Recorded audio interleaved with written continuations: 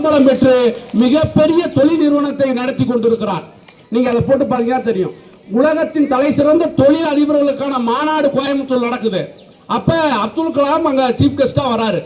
அப்ப இவன் போய் ஐயா எனக்கு ஞாபகம் இருக்கான்னு கேட்கறான்.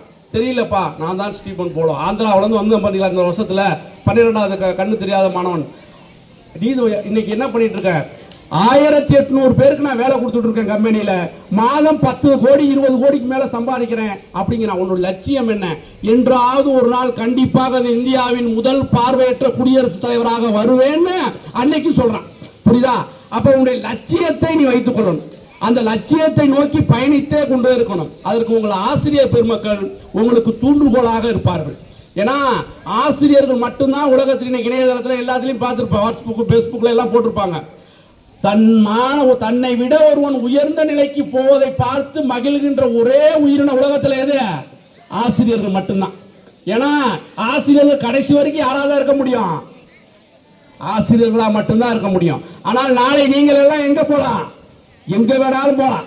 இந்தியாவின் குடியரசுத் தலைவராக வரலாம், இந்த கரூர் மாவட்டத்துக்கே ஆட்சித் தலைவராக வரலாம், தலைமை செயலாளராக வரலாம், அமைச்சராக வரலாம், இல்ல முதலமைச்சர் கூட இருப்பார். புரியுதா?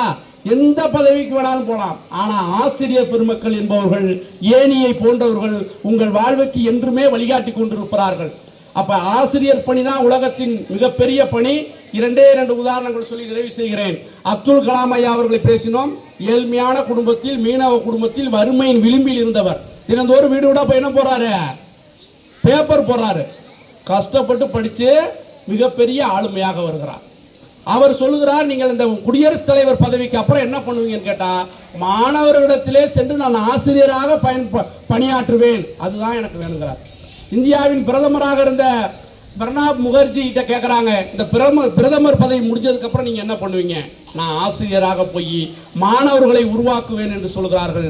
அன்பிற்கினிய மாணவ செல்வங்களே, உங்கள் பெற்றோர்கள் கூட ஒரு நிமிடம் உங்களுக்கு வழிகாட்டினால் அதில் ஏதேனும் நம் மகன், நம் சுற்றத்தார் நம்மை புகழ்வார்கள், உறவினர்கள் நம்மை புகழ்வார்கள். நாளை நமக்கு ஒரு நல்ல மகனுக்கு வாழ்க்கை கிடைக்கும், நம்மை நன்றாக வைத்துக் கொள்வான் என்கின்ற 1% சுயநலம் கலந்திருக்கலாம்.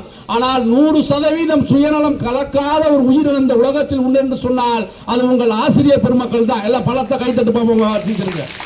ஆக அப்படியாப்பட்ட இந்த அற்புத நாளாக இருக்கக்கூடிய இந்த ஆசிரியர் தின நாளில் நீங்கள் எல்லாம் உயர்ந்த நிலைக்கு போக நல்ல முறையில் படித்து இந்த கரூர் மாவட்ட அளவில் மட்டுமல்ல, தமிழகத்தின் முதல் 3 இடங்களை மேல்நிலை பள்ளி, உயர்நிலை பள்ளி போட்டித் தேர்வில் அந்த 10ஆம் வகுப்பு 12ஆம் வகுப்பில் மாநில அளவில் இந்த காவேரி மெட்ரிக் மேல்நிலை பள்ளி பெயர் வர வேண்டும் என மனதார வாழ்த்தி, இளைஞனே பருவ நெருப்பில் தீட்டிய வாளே, நீ நிமிர்ந்தால் நீலவானம் குடைபிடிக்கும், தலை குனிந்தால் கை குட்டை கூட எட்டாத வானமாகும், இளைஞானி மகத்தானவன், மண்ணில் பரம்பொருளில் உருவானவன், நீ மனம் வைத்தால் மலைகளும் உன் கையில் தூளாகும், முயன்றுழைத்தால் நதிகளும் திசை மாறி பாய்ந்தோடும்,